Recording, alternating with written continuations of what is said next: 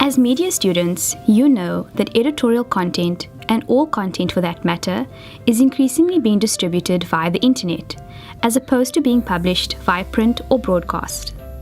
However, the digital team at the Herald has gone to great lengths to ensure that the newspaper itself remains the key platform for information dissemination.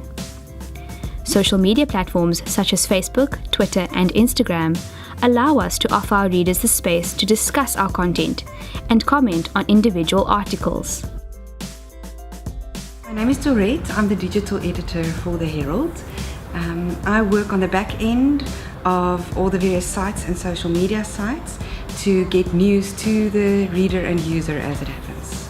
We started with a digital strategy about 5 years ago, and we've really come a long way since then.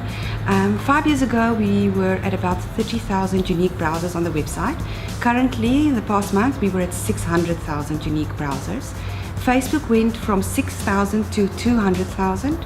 Twitter from 2,000 to 27,000, and in the meantime we also launched Instagram, and that is at almost 10,000 followers. We select specific articles from the print copy and distribute content that keeps our online audience informed and entertained. Because let's face it, audiences want two things from being online: information and entertainment. Reporters at the Herald are often sent out to scenes that are extremely chaotic, and through all the chaos, they are expected to conduct interviews, take pictures and video, send through tweets, while at the same time recording other information for the newspaper the next day.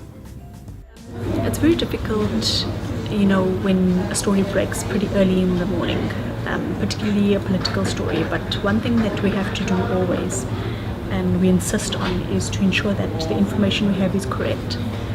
We check before we tweet or before we put out on social media, so that we're 100% accurate. And if there are any developments that are taking place during the day, we do updates. We'll file maybe a short little story to just update readers, and then the challenge is to work on the story for the next day. And that is when you have to give readers the so what, which is very important. Is like, how does this affect them as citizens of the city and surrounding areas?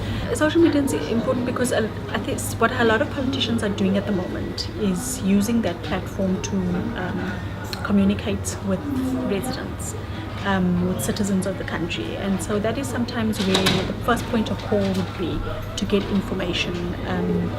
It assists us, if you're struggling to get hold of, politicians or spokespersons, and sometimes they will post things, and it's the kind of thing we would turn to as a resort to get them to use it, I suppose, in a story. It's beneficial because I think it gives that extra. It gives that extra to the reader. As you know, we live in a very instant world, in a world of instant gratification, and that's filtered through into news. So digital users want to get their news as soon as possible, and they don't want to wait for it. As a newspaper though, we have the responsibility towards our readers and our digital users to make sure that the information we give them is as accurate as possible. Traditionally in print, you have time to get all the information, you have time to go through it again, you have time to phone and ask questions and get more to flesh out your story. In digital, that isn't always the case. As a rule, we try to run with the correct information as quickly as possible, or as much of the correct information that we have as quickly as possible.